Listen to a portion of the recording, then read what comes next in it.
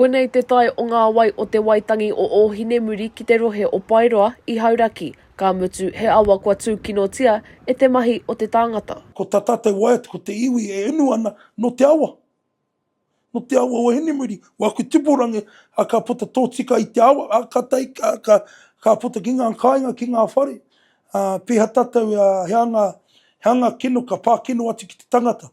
Ehara i te mea he awa wai inu noa, e ai ki tēnei uri o ngā iwi mana awa, e a wangawanga nui ana te iwi mo te oranga o ngā tuna, me ngā kai kuaroa e noho kāinga ana ki roto o Ōhinemuri. Ka tai ana i te rongo, te titiro, i te ahuatanga o te paru o te wai. Engari, hoia tetahi.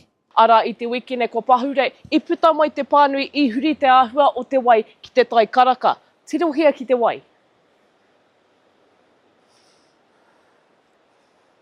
Kare te moe hea nā pehe te oranga o ngā tuna, ki roto i nā wai, o mātou e tipu ake me te nui o ngā tuna i roto i te wai. E ai ki te kaunihera ārohe o Waikato, e whangatonu ana rātou ki ngā hua o te tehi whakamātautau wai, i o te ia rātou i te ahiahi o te paraire. Maisi Kuki, mā Aukaha.